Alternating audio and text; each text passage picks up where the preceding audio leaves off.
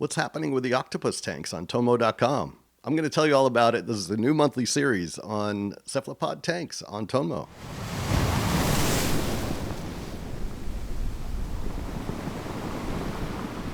Hey, welcome to episode 25 of the Octopodcast. Before we get started, I want to read some notes for you on this new series showcasing octopus tanks on TONMO. First, I want to encourage all Ceph keepers to start a Ceph journal on TONMO. Transparency is key in this hobby. It's crucial. You'll provide insights for others who are wanting to learn about keeping cephalopods as pets, if you will, in home aquariums. And likewise, others who are following along may be able to lend you support when you need it. I also want to reiterate for any new viewers that I am not a tank owner. I never have been. I just run the site. It's now our 26th year. I love cephalopods, and I want to provide a helpful resource for anyone who endeavors to keep them in their home aquarium in order to ensure the best outcomes for everyone involved, especially the cephalopods who are being cared for outside of their natural habitat. I also want to encourage everyone who is interested in keeping cephalopods to review the TONMO.com ethics statement and Ceph keeping guidelines that we had created. It's a living document, but it was broadly written along with other staff members who are expert in the field of keeping cephalopods in labs and aquariums. And so we wrote up a multi-point document focusing on cephalopod well-being and the responsibilities that anyone who wants to keep a cephalopod in their home aquarium and post about it on TONMO, we expect them to follow these guidelines along with being transparent about their project in the forums. So I'll provide a link to that statement in the description below. Please have a look. Okay, with all that established, let's begin looking at the tanks themselves. We'll start with an East Pacific red octopus kept by J. Lazzaleri. I'm not sure if I'm pronouncing that right, so we'll just refer to her as JL for the purposes of this video until I can resolve the pronunciation. So JL owns an East Pacific red octopus. She's named her Debrah, Debrah. There's a link to this journal in the description below, and that is true for every showcase that we'll be doing here today. Debrah actually belongs to the species rubescens, and this particular specimen is described as super photogenic. You can see why. These photos are great and shared by JL. We appreciate, of course, all, not just the descriptions, but all the visual photos of the tank. It obviously tells a story of its own. And so I'll show these for each tank that we highlight here today. These species are a cold water species. This tank in particular is kept at 57 degrees Fahrenheit. That's quite cold. And it is in JL's office. So the tank, the aquarium itself sits in her office. So this is the kind of dream octopus experience that a lot of cephalopod owners are always hoping to have. There's a deep bond that the owner takes and has with the octopus. The octopus recognizes them when they walk into the room. Over time, there's certain quirks and certain ways of communicating that just sprout out organically. So it's very, very interesting if you can maintain a successful octopus tank in this regard. So hats off to JL for accomplishing that. The second tank that we're going to showcase here today is for an octopus named Earl, also owned by JL. So JL has a couple of different tanks.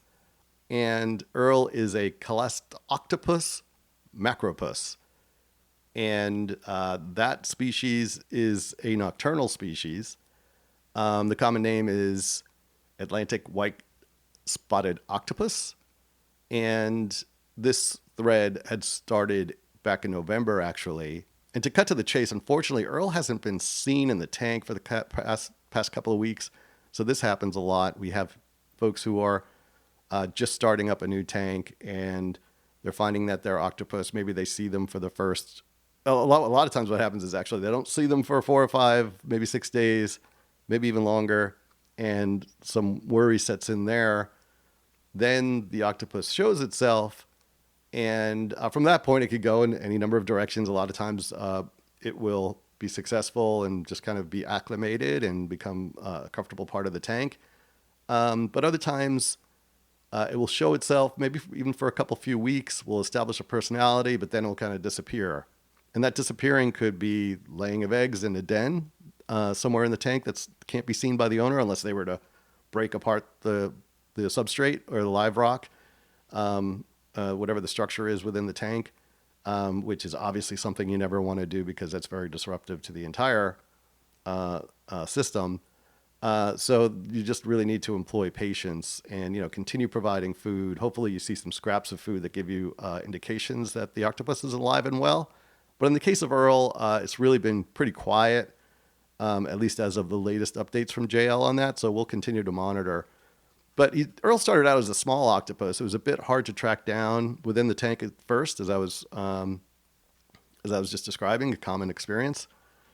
Earl started hunting at night for hermit crabs and snails, and was flashing colors in a very unique way, according to JL, which is kind of cool. And it's also a sign of a healthy and happy octopus. As time went on, he'd been hard to find in the tank, but he seemed to be doing great when he was seen showing himself at night and flashing vibrant colors still. At one point, JL noticed him walking on legs, so that's always an amazing experience to see in a home tank especially, and definitely is an indication that the octopus is comfortable in the environment. So that kind of bipedal walking is exhibited by certain species. Famously, the coconut octopus a few years ago was first documented by Chrissy Hufford, who's a TONMO staff member back in the mid-2000s. Did some in situ observations, I think in the Philippines. I might be wrong about that, but was basically doing muck diving, if I recall. And this bipedal motion basically shows an octopus kind of crawling, but only on two legs. If I can share a video of that, I'll put it up there. But that video will not be from JL's tank. JL just described it within her thread, which is super cool. Watching an octopus actually motor along the substrate of the seafloor using just two tentacles as if they're walking or running. Pretty cool stuff. Unfortunately, Earl did ink twice, which is always a sign of concern and requires focused water care to ensure his tank environment remains optimal. So inking is fairly uncommon. It does happen though, and it definitely creates a headache for the tank owner when that happens, and certainly for the cephalopod as well. It's very important to kind of clear the air, if you will, or clear the water from that ink to ensure the octopus has the most healthy environment for its ongoing care. Our next tank is titled Mac, a bimac journal. If you follow this channel, you've heard about it. The thread is started by TONMO supporter TM Oct, and he's shared a lot of videos with me directly, which I greatly appreciate, and I've put those videos up on TONMO. I have at least another one or a few that I'll be sharing, hopefully within the next couple of weeks. But I wanted to highlight this thread because TM Oct is continuously updating it. If you have not seen the thread start from the beginning, it started at least a year ago, maybe a little more. And the original tank inhabitant was named Mac. That's why the thread is titled Mac. Turns out Mac was female and laid eggs, and those eggs hatched, and TM Oct successfully reared those eggs and shared them with other members of the TONMO community. And he's continuing to raise those offspring of Mac.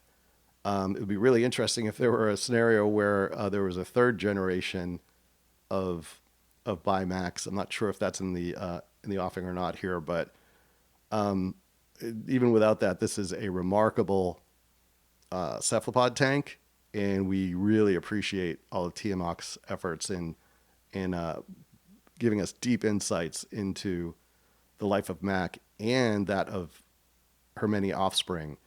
He's taken to numbering these offspring, so numbers 1 through 5.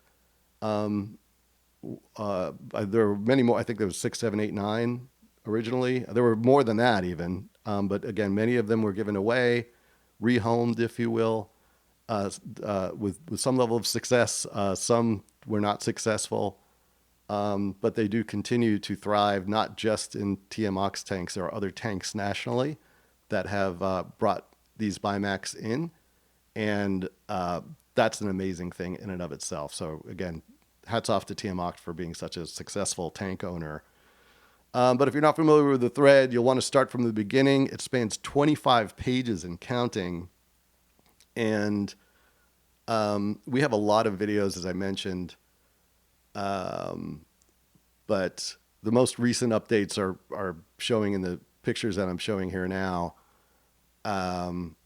just of these offspring that had originally started in smaller protective containers, and then they eventually graduated to their full tank homes that we see them in now, and we see them interacting, and TM shares these updates on a regular basis. So glad to see that tank continues to thrive. Okay, the next tank that I want to share is an unidentified baby octopus. That's how the thread started, by member Dan GZ is his name, and Dan acquired this octopus from retail, from a local fish store. I'm not sure if it was local or online. I can't recall, but again, I'll link to the thread below. But it was from a retail store, and he described it as incredibly tiny when he first acquired it. It is a nocturnal octopus by all appearances. And Dan offered a tip as well for night viewing. Use a red light. Bright lights are not something that octopuses take well to. When you take photos of octopuses, best not to use a flash. But when dealing with a nocturnal octopus at night, red lights are often suggested for optimal viewing. So good tip there. We haven't heard from Dan since December, so I've requested an update. By the way, the guess is that the species is an Abdopus aculeatus, which is known as the algae octopus. So again, thanks to Dan for sharing that, and hopefully we'll have an update that we can share next month. Hopefully that octopus is doing well. I also want to share that I am in contact with a successful bimac keeper in the Midwest U.S., and I'm working on organizing his content to showcase on TONMO. There's much more to come on that, but he's got a special setup, and he's had good success with it all. Really interesting story that he has to share, so I'll be working with him on that to bring that story forward on TONMO. So do stay tuned for that. That's it for now. Let's see what develops with these tanks from here. Again, if you own a tank, I want to encourage you to start a thread and in the Cephalopod Journals forum, and just kind of journal your octopus's journey as you're keeping he or she. We will learn from it. We'll appreciate it. Photos are great, of course. Videos are great. Appreciate you being a member of the TONMO community. And let me know if you like this content. Remember to like and subscribe to keep our channel going. Appreciate everything you do. Thanks.